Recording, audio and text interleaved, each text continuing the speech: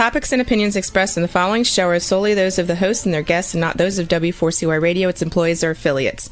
We make no recommendations or endorsements for radio show programs, services, or products mentioned on air or on our web. No liability, explicit or implied, shall be extended to W4CY Radio or its employees or affiliates. Any questions or comments should be directed to those show hosts. Thank you for choosing W4CY Radio. Welcome to the Ask the Expert Show on W4CY Radio and Talk4 TV, where we bring you educational information from experts on such topics as legal, health, financial, and home improvement. Now sit back and listen to our experts in community association law, estate planning law, tax relief, Medicare, public insurance adjusters, neuropathy treatment, business brokers, and personal injury law, along with many other topics. Now here's your host for the last 17 years, Steve O. South Florida, welcome to another Ask the Expert show, where for the last 17 years, what am I going to do when it's 18 years? This has been the most incredible run, and I got to tell you, this is such a special show. We do the first Thursday of each month with Kay Bender Rimbaum. They have been with us longer than any other of our experts. I believe it's 15 years now.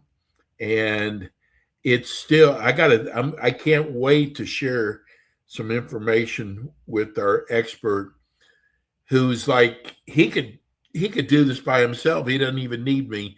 Let me welcome from Kay Bender Rimbaum, senior partner attorney Robert Kay. Good afternoon. Good afternoon, Steve. Hello, everybody.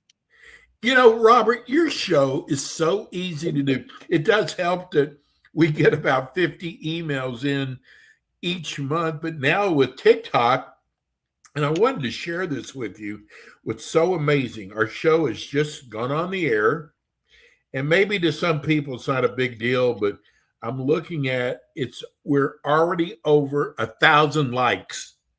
And we haven't even started yet. And I'm like you. No, it's not me. It's you. And I got to tell everybody, the last Thursday of the month, same time, 5 p.m. Eastern time, and the last Tuesday of the month, we do our Tampa and our Orlando show. I got to hate that we've been doing this for so long. People know you so well, but now with TikTok, I really have to ask you, tell people about Kay Bender Rimbaum. Well, Kay Bender Rimbaum is a firm that specializes in the field of community association representation, condominium association, homeowner association, some cooperatives primarily. We provide all legal services on a day-to-day basis that an association may need.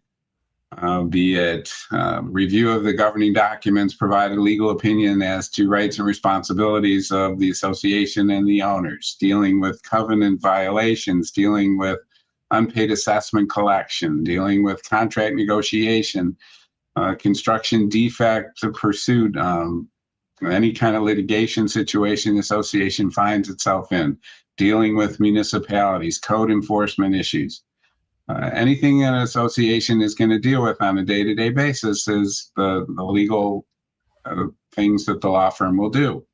We provide these services continuously since 1992 and do so now out of our 4 offices in Pompano Beach, Palm Beach Gardens, Orlando, and Tampa. But with the way things are on the internet today, we pretty much cover the whole state. So this is our first question from TikTok.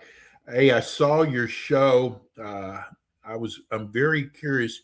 What is the difference between a community association law firm and a management company? Well, they do completely different things. A management company assists with the operation and the business aspect of running the association on a day-to-day basis. They deal with contractors, they deal with the board, they follow the instruction of the board, they make recommendations to the board on policy for the board to consider whether it chooses to adopt it. The law firm is separate and distinct and provides legal guidance on legal issues that the association may need from time to time. And the law firm doesn't get involved in business decisions and telling the board what to do or not to do. The law firm, if it's doing its job correctly, will be providing guidance as to the law and what are the ramifications to the board if it chooses to go one route or another route on any issue that it may be facing, and assisting in that type of an aspect. Robert, I don't know if there's been articles that have come out lately, but all of a sudden we got inundated, and I just pulled one. This is from Richard and Boca. Why doesn't the DBPR investigate HOAs? We got so many questions, people saying, how come there's not statewide guidelines for HOAs? Well, that is an issue of what the legislation provides for the types of ownership that exist in Florida. For condominiums in Chapter 718 of Florida statute, that's where the Division of Condominiums was created, which is within the Department of Business and Professional Regulation, the DBPR. And it addresses issues for condominiums and has been in place for over 45, 50 years. For homeowners association, the statute involved is Chapter 720, and there is no involvement of the Division of Condominiums in homeowner association provided for in the statute, with the exception of election issues. Election issues has been brought into the purview of the Division of Condominiums. Since it handles them for condominiums, it has been authorized to assist in election disputes in homeowner associations as well through the arbitration section of the Division of Condominiums. There is no Division of Homeowners Association created by Florida legislature, and that's why there is no involvement of the DBPR in doing investigations. Okay. Here's what, as long as we've been doing the show, here's I guess I've never heard this before. This is Kelly and Delray. What is Robert's Rule of Order? A friend of mine brought it up, and I didn't want to seem dumb to ask what it was. Robert's Rules is an old book that creates rules of procedure for how meetings are to be run. And it tends to apply more in governmental settings. Somebody makes a motion, somebody seconds, when there's supposed to be discussion, and how voting is handled within the meeting. And it's been out for a long time. And many communities' documents provide that meetings shall be handled under Robert's Rules of Order when practicable. That's usually what we see in the bylaws. And it's really guidance more than anything. It's not law. It's just a guide on how you should properly run a meeting, at least under those rules. Now, do you have to follow Robert's Rules of Order? No. The reason to do so is so your meetings go in an orderly fashion and they don't get chaotic and out of control, that people speak when they're supposed to, and they follow that orderly progression of how the meeting should be handled. And that's a good recommendation. This is from our chat line. The board and ARB want to approve a fence taller than what is expressed in the covenants and won't accept my advice or seek legal advice. How do I protect myself as the management company? Well, as a management company, you should put your advice in writing to the association. And if they choose not to follow it, then that's all you can do. You've done your job by providing your advice as to what they should be doing. And if the board chooses to go in a different direction, then any liability falls to the board, not to the manager. And you've got it documented. Okay. This must be a community that has trails This is from Larry in West Palm Beach. There is a potential for some of our members to be attacked by wildlife when walking on our trails. Do we need to put up a sign to protect ourselves? This is a question that one best posed to the association insurance provider. If the association in general terms is aware of a situation that may be dangerous to the community, that creates an obligation to provide notice of that situation at the very least, to minimize the exposure the association may have to a claim that it knew of something and should have warned the community about it. So putting up signs is a method of reducing the potential liability of the association, but it will not eliminate it completely, because people will still, if there's a situation that occurs and they want to bring legal action, they will include the association in that legal action. So yes, it's a good idea to put up some form of notice, but I suggest that you have a consultation with your insurance provider so they can do an evaluation and give you direction to make sure that you're best protected under your insurance policy for any incident that may occur. Here's a question from TikTok. I just found your show today. I'm so glad there's finally a show like this out there. My question is, what do boards have against metal roofs? Well, I don't know that I can offer a blanket opinion as to what boards may have against it, but a lot of times when we see the boards are not looking to get involved in metal roofs, it's more from an aesthetic perspective than it is from the utility. There may be a differential in the cost factor to the association in putting in a metal roof versus the more conventional roof that currently exists. There may be a requirement in a condominium to get a vote of the owners for a material alteration when you're going from a more conventional roof to a metal roof, although they're both roofs, because of the material change in the type and the longevity and the cost, that likely would fall as a material alteration that may require a vote depending on what the documents provide in that situation.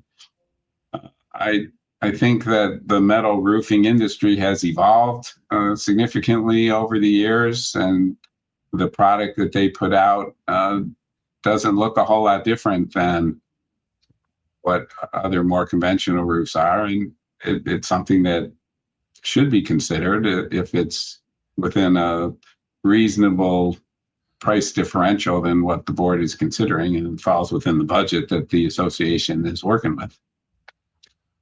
Jackson and Lantana. We are a condo. We are a board that is very involved. You would be pleased how well we work with our law firm. We hope that's K. Bender Rimbaum. We are a new board member. Can you explain the Sunshine Law? We are a 5-member board. The Condominium Act provides that whenever a quorum of the board gathers to conduct association business, that's the key phrase, conduct association business, then there has to be advance notice of that, and there has to be allowing owners to attend and participate in the meeting. The phrase conducting association business has never been defined by the statute, nor has it been defined by any case law that I'm aware of through the years. So the rule of thumb that is most commonly applied is that when the board is making decisions, taking action on behalf of the association, that is what is conducting association business from the perspective of whether you have to provide notice and allow owners to attend and participate. When the board is fact gathering or just having a conversation about the possibilities, but not making decisions, that would not necessarily be a meeting of the board under the definition that the statute provides. There is some objective basis to conclude that, in that the statute was amended some time ago to allow board members to have conversations by email about issues that the board is considering.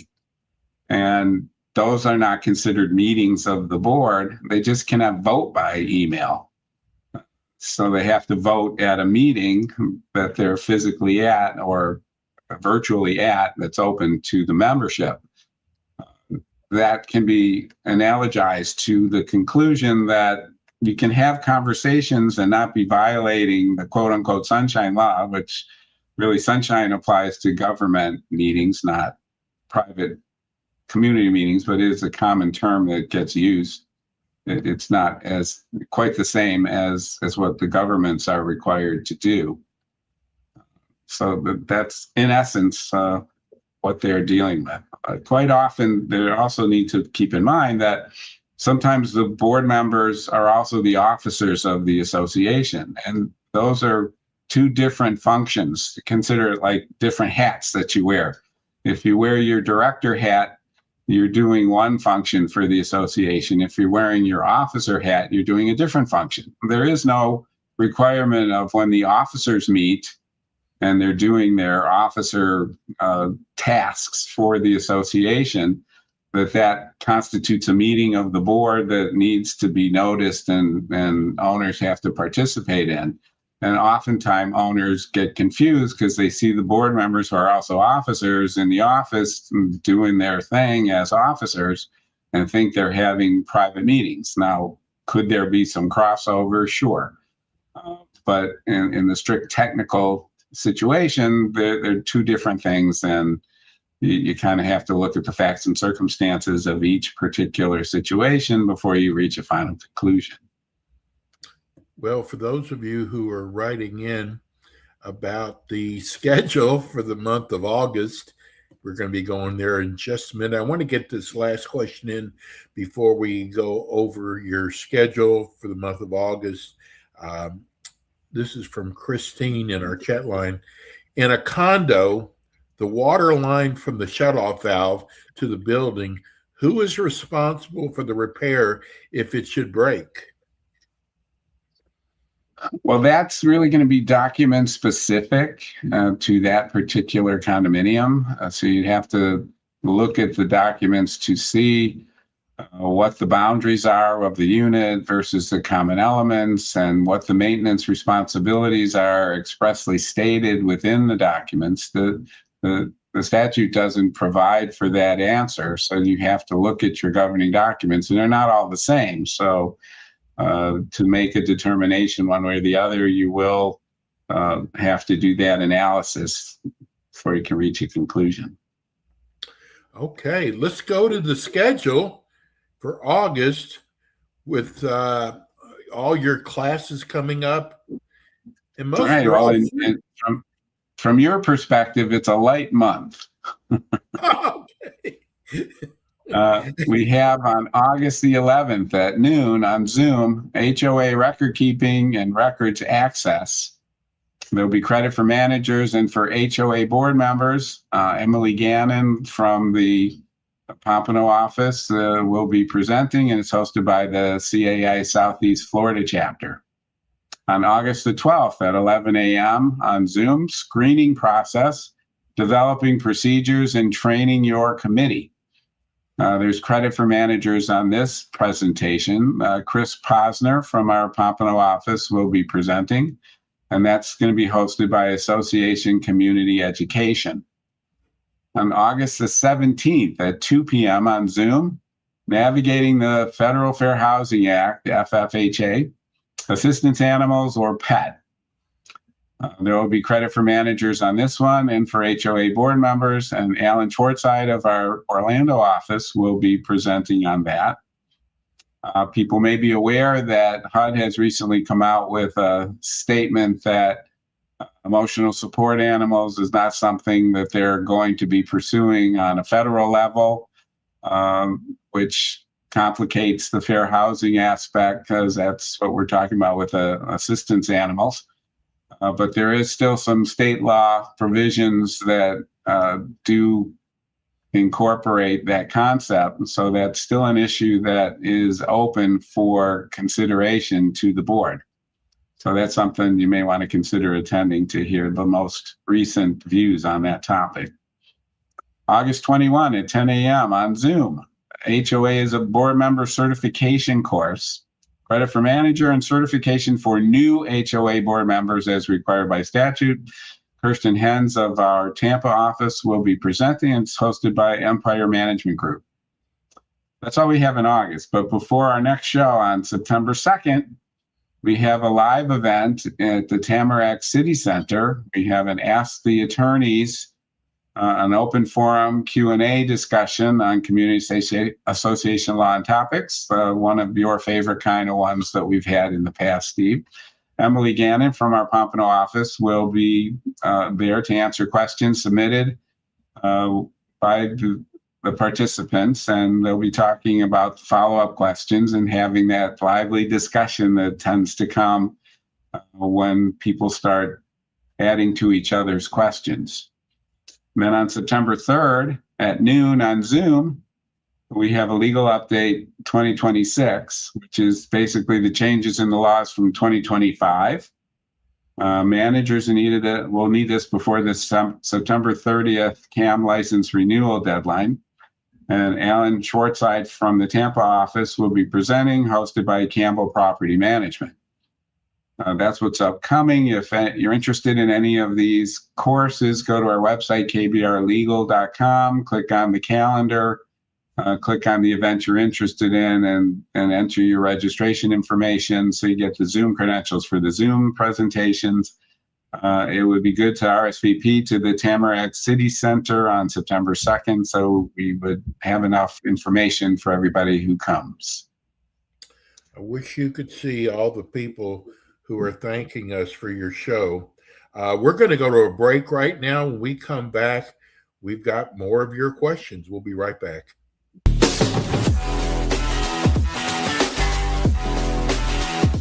K. Bender Rembaum is a full-service community association law firm dedicated to the representation of community associations throughout Florida. On kbrlegal.com, you can learn more about their offices in Pompano Beach, Palm Beach Gardens, Orlando, Tampa, as well as throughout Miami-Dade by appointment. Several K. Bender Rembaum attorneys are board-certified specialists in condominium and plan development law and assist clients with all matters of community association legal issues while keeping them up to date on new developments that affect their associations. K. Bender Rembaum is also a well-known provider of free legal education for managers and board members. Contact K. Bender Rembaum today by calling 800-974-0680. That's 800-974-0680 to reach any of their locations. You can also visit them online at kbrlegal.com or write to them at info@kbrlegal.com. And we are back with the Ask the Expert show on W4CY Radio and Talk4 TV with your host, Steve-O, and his expert guests. And we are back. This is the Ask the Experts TV show. Hey, I got to just share this with Robert. I told him right before the show started, we had almost 1,000 likes. We are now at 4,163 likes. And Thank you for liking us. Yes. Well, I told you, you and Robert you and Michael used to do the show together. It seems so long ago. But it does. You have developed. I mean, people love the way you explain things. You don't talk over their head, and people just really appreciate you. They appreciate the show and the format. And I'm so glad because this is such an important topic. And, I'm just looking at just TikTok alone, and people are staying on for the entire show, which is usually unheard of. People will do it for about 10, 15 minutes, and not with your show, they don't. But let's go to everybody's questions. I'm going to go to Rex in Fort Lauderdale. And I love this, Robert, because we got them pretty much trained to tell us if they're a condo or an HOA. It's necessary. They're different. Yes. So this is a condo. He says, I'm on the board of directors, and we didn't believe in committees. Now we have committees, and we've created a monster. Everyone is calling themselves a committee. Is there a way to structure this so all these committees are just popping up? How does the board keep from being held liable?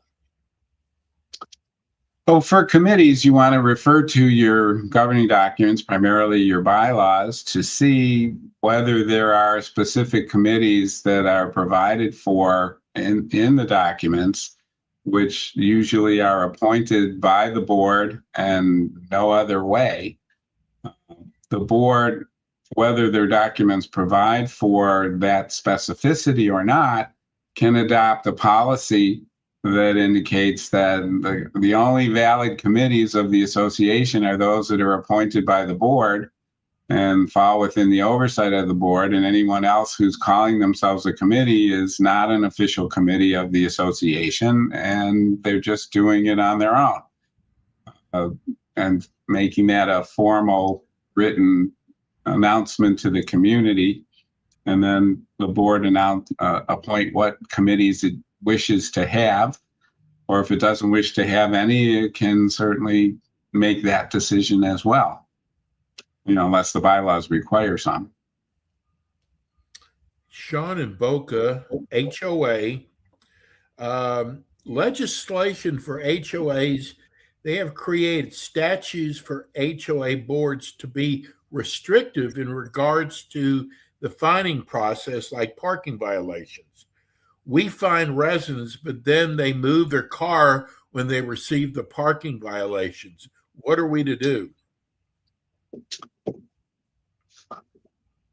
Well, it depends on what the violation is. If is the car the violation, or where it's parked the violation, or the time that it's there the violation, you need to get with the attorney for the association to establish exactly what it is that you want to accomplish.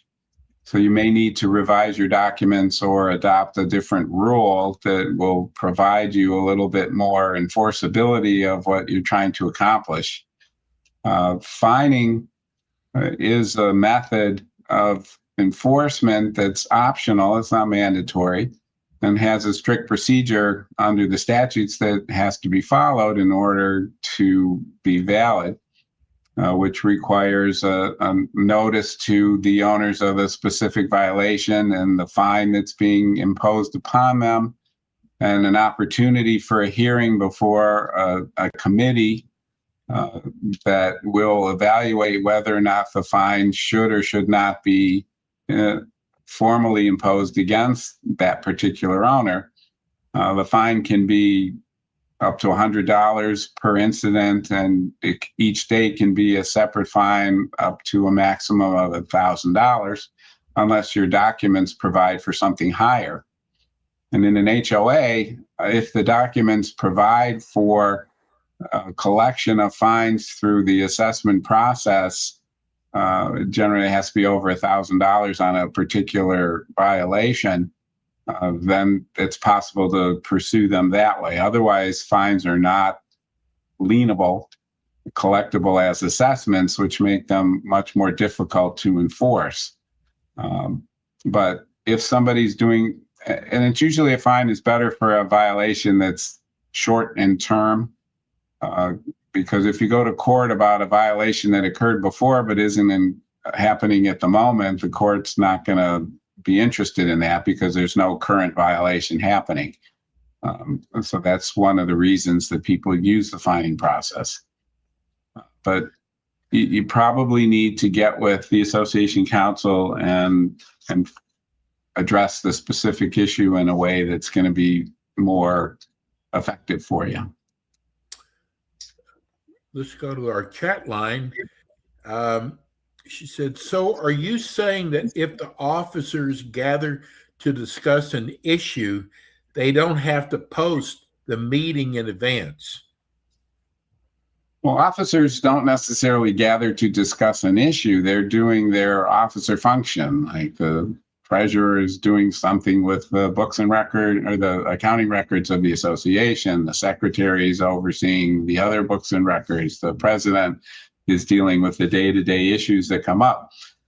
If they're talking about policies that the board has adopted, then yes, that's not a meeting that requires a notice and an opportunity for owners to participate. So really, it's not a method for them to take action and conduct business under the guise of being officers. It has to be legitimate that they're doing their officer functions versus making decisions and adopting resolutions. This is also, God, we got a lot of board members watching today. The only remaining bulletin board, others have been removed, is in a corner of the clubhouse, which is rarely seen. Notices are also posted on the website. Can this be considered duly noticed? Well, duly noticed is posting it in a conspicuous place that the board has identified as where notices will be posted within the community. And if there's a bulletin board that exists, even though it might not be front and center, but everybody knows about it, and the board says this is where we'll be posting things, and they are posting things on a website, which is also available to everybody to see, it'd probably be a good idea if they also do an email blast from time to time when they're posting something that, hey, we posted something on the website, but owners are really the ones responsible to be monitoring the website for those notices if that's the established location for posting of notices. Chris in Delray Beach, what can be done when an owner failed to disclose their 5 children under the age of 18 to get the approval of the association, and the association finds out after the fact? Well, I guess we need to know what the specific issue is. If this is housing for older persons where children are legally excluded under the age of 18, then your remedies are one thing. If it's a limitation on the number of occupants that can be within a unit as permanent residents, then your opportunities are something different and a little more limited depending on where the community is located. Some counties have, such as Broward has an ordinance that says children under 10 are considered a half a person for the purpose of counting occupants within a unit for unit limitations, occupancy limitations. The other concern is that if a limitation has what's referred to as a disparate effect on families with children under the age of 18, it can be found to be discriminatory under the fair housing laws, even though it violates the number of people that are allowed to permanently reside based on the number of bedrooms. So those are issues that need to be determined before you can know. If it's housing for older persons community, then that owner would be subject to legal action to compel the removal of the children, because there is no legal way for the children to permanently reside in the community under those circumstances. So this questioner needs to get with that association council and finish off the information needed in order to determine what the proper course of action is going to be. Cheryl in Miami, I currently live in a community with 5 HOAs and a recreation HOA. Which is the master? Well, there may not be a master in the terms of a hierarchy of one up here and then 2 below it or 3 below it and then another one below that. They do different functions depending on the documents of the community. Like a recreation association could be overseeing certain common properties that are available to all of the communities, like a clubhouse or tennis courts or swimming pool, things of that nature. That's not a quote unquote master association because they're limited to what their documents give them the authority to oversee. But some people consider a master association, which is inclusive of other communities within the same larger community, and that makes it seem like a master because their covenants apply to everybody. But it really depends on what each specific set of documents identifies as the function of that particular association. She has a follow-up question wanting to know, is it a conflict of interest for an attorney to represent both our HOA and the Master Association? There are 13 other communities in the Master with our own attorney. Well, it's a potential conflict if and only if there is a conflict between the master and the sub-association. And in that instance, the attorney will typically not represent either on that disputed issue, and they'll each have to find alternative counsel to deal with that. For instance, let's say you have a situation when both the master and the sub are pursuing collections against an individual owner, and they both have filed liens. One of them is superior to the other and could wipe out the other by pursuing collections through the lien and foreclosure process. That's a potential conflict that could require the attorney to step out of representing both parties. And generally, the attorney should be working with them to resolve that conflict and make sure that it isn't an impediment to providing that representation. Let's go. Can a condo board fight its total recall using association funds, forcing the community to raise its own funds to fight for the recall? Well, the short answer is yes. If the board has a legitimate basis to challenge a recall, a legitimate legal basis, then the association funds are all it has at its disposal to make that claim that it's improperly done and to defend its position. And as the attorney for the association, our function would be to assist in making that determination whether or not there's a legitimate legal basis to challenge the recall or not. Until the recalling owners have succeeded in their recall, they're individuals paying their own way. I got to ask you a favor. We are getting so many people who miss the schedule. Would you mind going over your schedule again? Not at all. On August 11th at 12 noon on Zoom, HOA record keeping and records access. Emily Gannon from the Pompano office. It's hosted by CAI Southeast Florida chapter. There will be a credit for managers and for HOA board members. August 12th, 11 a.m. on Zoom, screening process, developing procedures and training your committee. Christopher Posner from the Pompano office will be presenting. It's hosted by Association Community Education, and there is education credits for managers. August 17th at 2 p.m. on Zoom, navigating the Federal Fair Housing Act, assistance animal or pet. There's education credits for managers and for HOA board members on this one. Alan Schwartzide of our Orlando office will be presenting. And then on August 21, we're presenting an HOA board member certification for new board members at 10 a.m. on Zoom.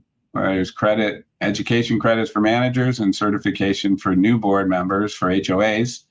Kirsten Hens will be presenting from our Tampa office, and it's hosted by Empire Management Group. On September 2nd, there's a live event at 5:30 p.m. at the Tamarack City Center, an Ask the Attorneys with Emily Gannon from our Pompano office. It's an open forum of Q&A discussion on community association law and topics, which are the questions that are posed by the participants present. Whatever questions they bring are what will be discussed. Then on September 2nd, well, make that September 3rd, at 12 noon on Zoom, 2026 legal update, which are changes in the laws from 2025. Education credits for managers. They'll need this before the September 30 CAM license renewal deadline. Alan Schwartzide of our Orlando office will be presenting. It's hosted by Campbell Property Management. All of these items can be found on our website at kbrlegal.com. Click on the calendar, and then it'll identify all these upcoming events. Click on what event you're interested in and fill out whatever's needed to register and get the information on how you can access the program. Well, I got to tell you, if we hadn't had so many people requesting, we probably wouldn't have gotten to it, but I'm glad we could. Let me go to Ron in Fort Lauderdale. He said, we have 12 deeded boat slips. 3 owners gave back 3 boat slips to the Condo Association.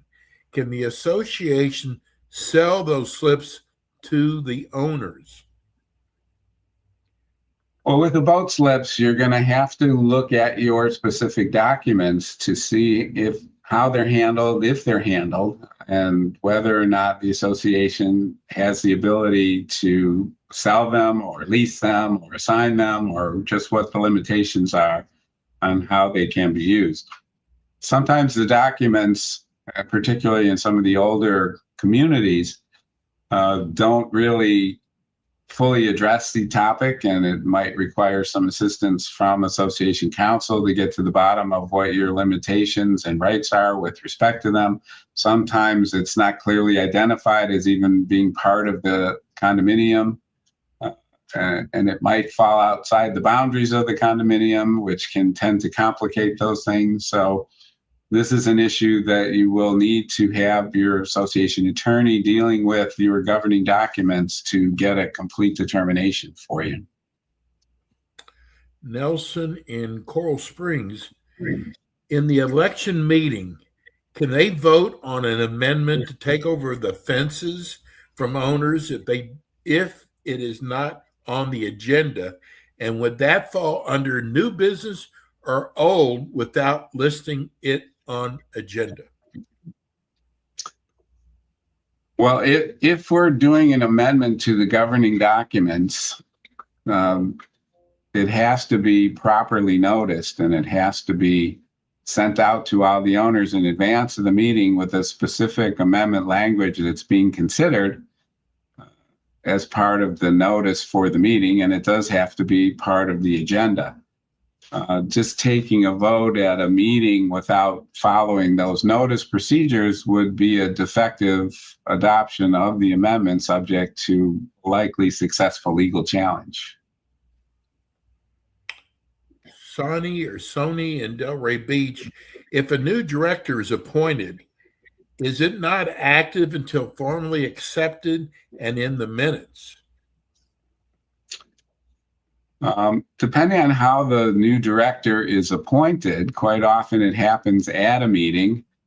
I generally like to see the individual accept the position before we consider it to be official. I don't feel that it's makes a difference when the meeting minutes are completed. The effective time would be at the point that the individual accepts the appointment to become a director. Okay, let's go to Sylvia and Pompano. What happens to owners who are forced to replace windows and doors but can't afford it and can't sell quickly either?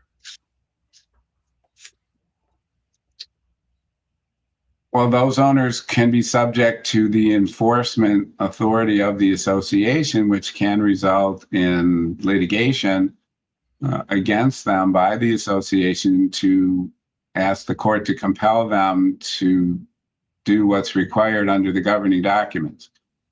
I'm going to have to assume from the question that the governing documents contain the obligation for the owner to replace the windows with hurricane protection.